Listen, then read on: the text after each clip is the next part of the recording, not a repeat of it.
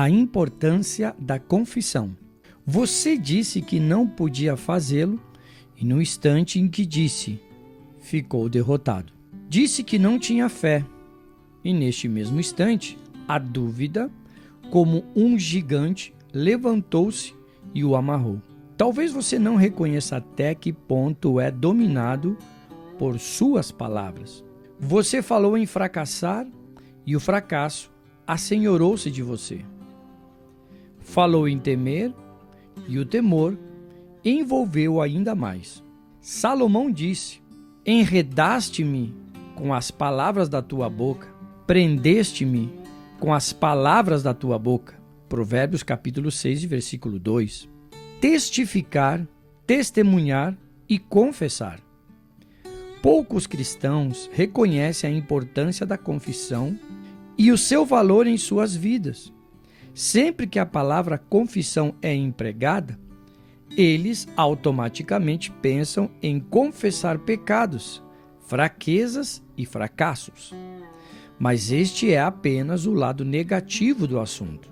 A confissão negativa do nosso pecado apenas abre a porta para a confissão positiva de toda a palavra de Deus. Nada em nossa vida cristã é mais importante do que a confissão, apesar de quase nunca a mencionarem nas igrejas. A vida cristã é chamada de confissão, no grego, reconhecimento ou admissão. Em Hebreus capítulo 13, versículo 1, as duas palavras estão intimamente relacionadas, mas têm significados diferentes. A palavra grega de qual se traduz a palavra confissão significa dizer a mesma coisa. Significa dizer o que Deus diz. Significa concordar com o que Deus diz em nosso testemunho. Dizer o que Deus diz em sua palavra acerca dos seus pecados, suas enfermidades, seus aparentes fracassos, sua saúde, sua salvação, suas vitórias ou acerca de qualquer outra coisa da sua vida. Em outras palavras, a confissão é testificar ou admitir o que Deus diz. A confissão nas provações. Por exemplo, uma enfermidade ameaça abalar a sua saúde. Começam a aparecer sintomas de uma doença. Satanás quer destruir sua saúde e assim tornar sua vida infrutífera no serviço de Cristo. Deus, porém, já fez provisão para a sua saúde. Deus já fez uma aliança de cura com você. Ele prometeu: e servireis ao Senhor, vosso Deus, e eu tirarei do meio de ti as enfermidades. Êxodos capítulo 23, versículo 25. Isto porque eu sou o Senhor que te sara. Êxodo capítulo 15, versículo 26. A palavra de Deus diz: é Ele que perdoa todas as tuas iniquidades e sara todas as tuas enfermidades. Salmo 103, versículo 3. Jesus Cristo já o redimiu da queda do homem, já o redimiu de suas doenças, porque ele tomou sobre si as nossas enfermidades e levou as nossas doenças. Mateus capítulo 8, versículo 17. Marcos capítulo 15, do versículo 16 ao versículo 20. Portanto, pelas suas feridas fostes sarados. 1 Pedro capítulo 2, versículo 24. Se você reconhecer tudo isso, isto lhe servirá como base para a sua fé. Você sabe que o inimigo não pode colocar doença em seu corpo, porque Cristo já levou suas doenças em seu lugar. Portanto, resista ao inimigo e aos seus sintomas mentirosos da doença. Não tenha medo deles. Você sabe que sua redenção é um fato. Você sabe que suas enfermidades foram postas no corpo de Cristo e que Ele as levou em seu lugar. Não tenha medo de nada. Repreenda a Satanás, seu adversário, ousada e firmemente, com a palavra de Deus, em nome de Jesus Cristo, que morreu para libertá-lo. Fique firme, não ceda terreno. Faça justamente como Cristo, seu exemplo. Quando tentado por Satanás no deserto, diga: Satanás, está escrito. E em seguida cite a palavra: pelas suas feridas já fui sarado. Ele sarou todas as minhas doenças. Cristo tomou sobre si as minhas enfermidades e levou as minhas doenças. Isto é confissão. Confissão é dizer o que Deus diz, falar a linguagem da Bíblia em todo o tempo. É resistir ao inimigo com a expressão "assim diz o Senhor" e reivindicar seus direitos diante do trono da graça, confessando a palavra de Deus, as promessas de Deus. A palavra grega da qual se traduz confissão significa de fato dizer que a mesma coisa, isto é, dizer o que Deus diz, ou concordar com Deus em nossa conversação, reconhecer a sua palavra. Um amigo chega para você quando você está sendo provado em sua fé e lhe diz: cuidado, um conhecido morreu com essa doença. Vá para a cama repousar imediatamente e manda chamar um médico. Mas você fala a linguagem de Deus, porque crê no que Deus diz. Suas palavras estão nos seus lábios, na sua conversação. Confesse abertamente: o Senhor é a força da minha vida, a quem temerei? Cristo já levou as minhas doenças e pelas suas feridas estou sarado. Em todas as circunstâncias, em todas as ocasiões, fale a linguagem de Deus. Sua linguagem e ideias devem estar de acordo com o que Deus ensina. A atitude de Deus, apresentada em sua palavra, torna-se realidade em sua vida até o inimigo não mais poder prevalecer contra você, porque sua vida e sua natureza ficam moldadas pela palavra de Deus. 2 Pedro, capítulo 1, versículo 4. Você se torna tão irresistível quanto Deus por sua palavra, que passa a controlar suas orações, suas palavras, seus pensamentos e seus atos. Confissão é afirmar o que cremos, é testificar o que sabemos, é declarar a verdade que abraçamos. A palavra de Deus é o único assunto da sua confissão, do seu testemunho. Jesus planejou que essa mensagem de vida cristã fosse dada ao mundo por meio de testemunho, isto é, pela confissão daqueles que creem nele, nós. Os que testificam e confessam são os grandes líderes e representantes da nova e revolucionária vida de Jesus Cristo no mundo. O principal problema que enfrentamos, então, é ter conhecimento do que devemos confessar. Somente a palavra de Deus, em todos os momentos, diante de todos os adversários, em todas as circunstâncias. Confissão é afirmar as verdades bíblicas. Confissão é repetir com seus lábios em oração as coisas que Deus disse em sua palavra. O que devemos confessar? As coisas que não se conhecem não podem ser confessadas ou testemunhadas. Você deve confessar o que você conhece pessoalmente de Jesus Cristo e quem você é nele. Você tem o conhecimento destes fatos por meio da palavra de Deus.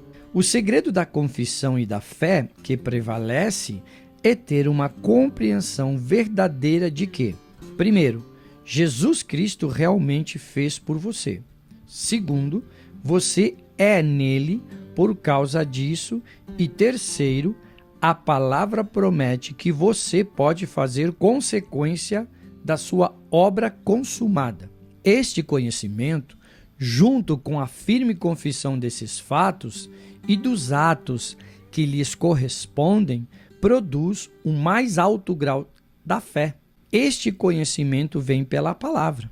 Simplesmente admirar esses fatos na Bíblia e dizer que crer neles, mas recusar-se ou negligenciar a confessá-los firmemente e colocá-los em ação, priva-o da sua fé na hora da necessidade. Quando sei quem é Jesus Cristo, o que ele fez por mim, o que realmente me pertence agora e o que posso gozar na minha vida cotidiana, torno-me vencedor. Saber que o inimigo foi vencido por aquele que nos substituiu e que sua derrota é eterna, torna nossa redenção um fato bendito e uma realidade gloriosa. Você pode saber que a derrota do inimigo foi-lhe imposta por nosso substituto, que essa derrota foi creditada em nossa conta, que nos registros do Supremo Tribunal do Universo, nós agora somos chefes sobre o inimigo, que Satanás reconhece que em nome de Jesus somos governantes sobre ele. Quando seu coração sabe disso, tão bem quanto 2 é 2, são 4, a fé que domina, unida com uma nova confissão de autoridade, torna-se natural. Você vai falar espontaneamente como Jesus falou, compreenderá os fatos da sua redenção. A fé será tão natural como era o temor antes de ser esclarecido. Você sabe que o próprio Deus colocou Satanás e todo o seu reino sobre seus pés e que você é considerado pelo Pai e por Satanás também como vencedor. Você foi liberto. Sua linguagem passa a ser como a de um super-homem. Você fala como alguém de outra raça ou de outro reino, como de fato somos, geração eleita, sacerdócio real. Você tem autoridade, tem Deus em sua retaguarda, você se torna corajoso e fala a linguagem de Deus tão naturalmente quanto o descrente fala nos seus receios. Como seria grande a transformação da igreja atual se os cristãos subissem até o lugar que Deus lhe deu e falassem a linguagem que Deus deseja que o seu povo fale. Não faz muito tempo que um crente se declarasse abertamente salvo seria considerado quase sacrilégio. Era considerado praticamente absurdo se uma pessoa cresce firmemente em sua salvação como obra consumada e fato definido. Mas gradualmente a luz tem iluminado e chegamos ao bendito conhecimento da conversão completa, de uma vez por todas, da obra instantânea e definida da graça ilimitada de Deus. Porém, quantos de nós têm coragem de confessar abertamente ao mundo o que a palavra declara, que somos em Cristo? Observe esse versículo como exemplo. Assim que, se alguém está em Cristo, nova criatura é. 2 Coríntios capítulo 5, versículo 1. Isto não quer dizer que somos apenas pecadores perdoados, pobres membros de igreja, fracos, vacilantes e pecadores. Isto significa exatamente o que diz. Somos novas criaturas agora. Fomos criados em Cristo Jesus com a vida de Deus, a natureza de Deus e o poder de Deus dentro de nós. As coisas velhas já passaram e eis que tudo se fez novo. 2 Coríntios capítulo 5, versículo 17. Confesse isto, creia. Estas palavras querem dizer o que dizem. Somos novos. Tudo é novo. As coisas velhas já não existem mais. Todas as velhas marcas do pecado, da enfermidade, da doença, do fracasso e do temor já passaram. Agora temos a natureza de Deus, sua vida, sua força, sua saúde, sua glória, seu poder. Temos tudo isto agora. Como seria grande a transformação da igreja atual se os cristãos crescem nestas coisas e começassem a falar desta maneira, a viver desta maneira e agir desta maneira. Mas é justamente isso que o coração de Deus Pai deseja. Observe um crente verdadeiro no quarto de um enfermo onde a doença está a ponto de arrebatar a vida de um ente querido. Ele é corajoso, ele domina e sabe disso. Confessa ousadamente: maior é aquele que está em mim do que a doença que está roubando meu ente querido. Ele ordena que a doença saia, fala em nome de Jesus e manda que o inimigo largue o enfermo. Ordena que o enfermo se levante são. O enfermo sara. Qual a diferença? O crente conhecia sua posição, sua autoridade e seus direitos. Satanás teve de obedecer a sua ordem e Deus confirmou sua palavra. Considere outro exemplo em Colossenses capítulo 1, versículo 13 e 14. Ele nos tirou da potestade das trevas e nos transportou para o reino do Filho do seu amor, em quem temos a redenção pelo seu sangue, a saber, a remissão dos pecados. Isso quer dizer que o domínio de Satanás acabou e que o domínio de Jesus Cristo começou. O domínio do inimigo sobre sua vida foi quebrado no momento que você nasceu de novo. Você recebeu um novo Senhor para governar a sua vida, Jesus Cristo. A enfermidade e a doença, a fraqueza e o fracasso nunca mais poderão dominá-lo. Os velhos hábitos não podem mais dominar sua vida. Você está redimido, está salvo. Que emoção seria se essa palavra se transformasse em realidade?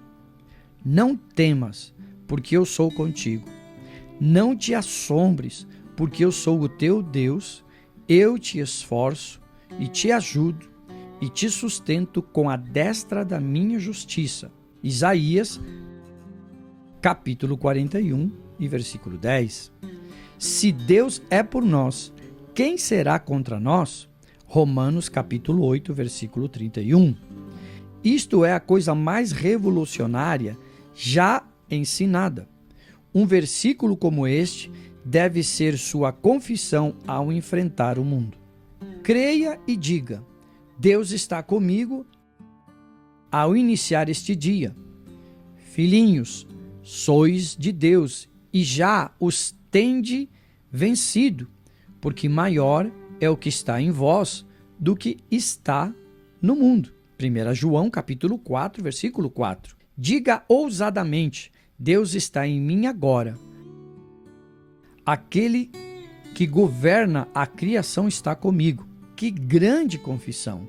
Resultados revolucionários. Encare a vida sem temor. Você sabe que aquele que está em você é maior do que todas as forças que podem formar-se em batalha contra você.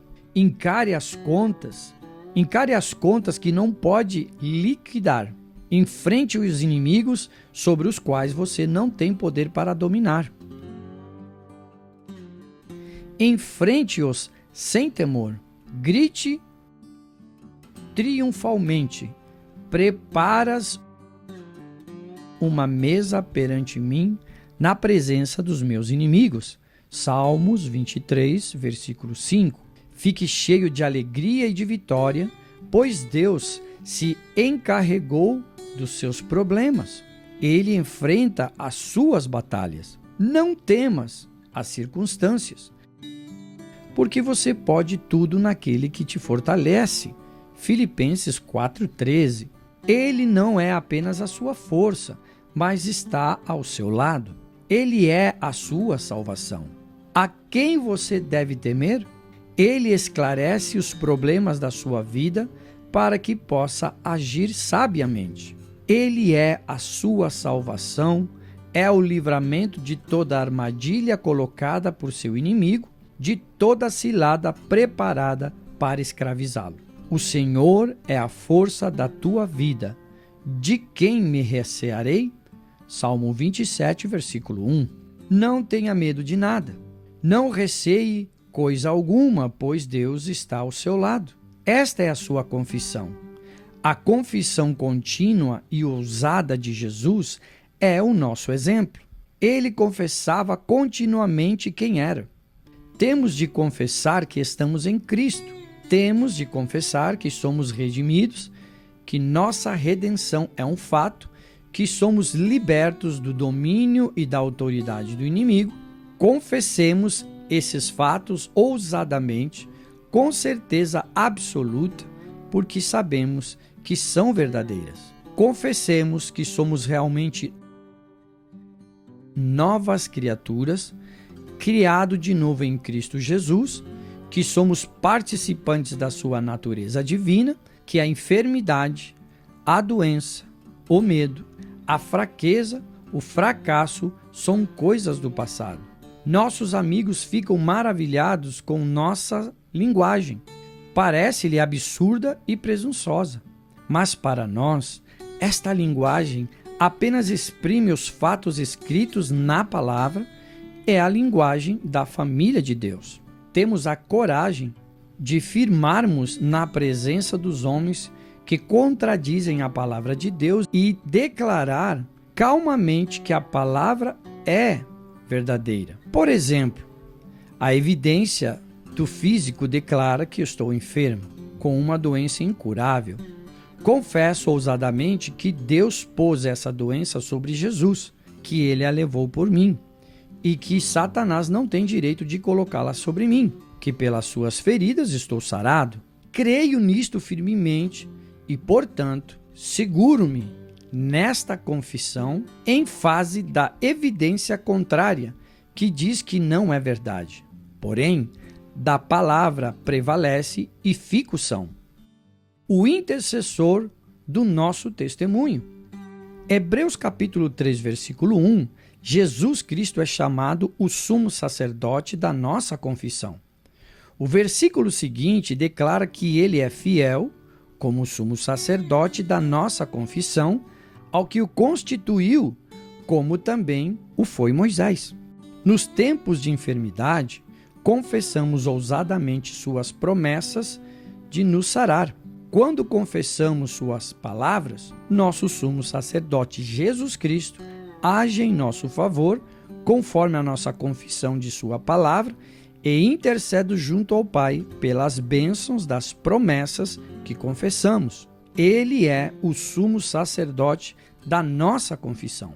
Desde o tempo em que pedimos a Deus uma bênção, a nós prometida, até o tempo em que o Pai a conceda, retenhamos firmes a confissão da nossa esperança, porque fiel é o que prometeu. Hebreus capítulo 10, versículo 23. Sabemos que o sumo sacerdote da nossa confissão é fiel, como Moisés, para interceder por nós até que a resposta seja concedida, conforme a promessa que fielmente confessamos em nossa oração, na nossa conversação, no nosso testemunho, nos nossos pensamentos e nos nossos atos.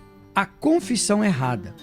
A confissão errada é a confissão de derrota, de fracasso e da supremacia de Satanás. Falar do seu combate com o inimigo, como ele o embaraçou, como ele o está mantendo em escravidão e doença, é uma confissão de derrota.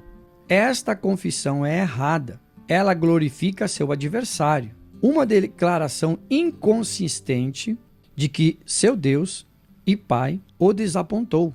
A maior parte das confissões que ouvimos hoje glorifica o inimigo. Tais confissões debilitam sua vida mais e mais, destroem a fé e conservam-na na escravidão. A confissão dos seus lábios, que procede da fé em seu coração, vencerá o adversário em todas as batalhas. A confissão do poder do inimigo para embaraçá-lo e impedi-lo de ser bem-sucedido dá a ele vantagem sobre você. Ele o enche de receio e de fraqueza. Porém, se você confessar abertamente o cuidado e a proteção do Pai e declarar que aquele que está em você é maior que qualquer força ao seu redor, você vai se sobrepor à influência do inimigo. Todas as vezes em que você confessar suas dúvidas e temores, estará confessando sua fé em Satanás e negando o poder e a graça de Deus. Quando confessa suas fraquezas e enfermidades, você está confessando abertamente que a palavra de Deus não é verdadeira e que ele deixou de cumpri-la. Deus declara: pelas suas feridas fostes sarados, e verdadeiramente ele tomou sobre si as nossas enfermidades e as nossas dores e levou sobre si. Em vez de confessar o que ele levou às suas enfermidades e as lançou fora, você confessa que ainda está doente e aceita o testemunho da evidência natural em vez do testemunho da palavra de Deus. Desse modo, você fracassa. Enquanto você continuar crendo na confissão da fraqueza, da enfermidade, da dor, você permanecerá com elas. Poderá passar anos procurando um homem de Deus para fazer a oração da fé por você, mas nada lhe aproveitará, porque sua incredulidade anulará a eficácia da sua fé. Quem está sempre confessando os pecados e as fraquezas, acrescenta fraqueza, derrota e fracasso em todo o seu empreendimento. Leia a palavra, fale a palavra, confesse a palavra, pratique a palavra e a palavra se tornará uma parte do seu ser.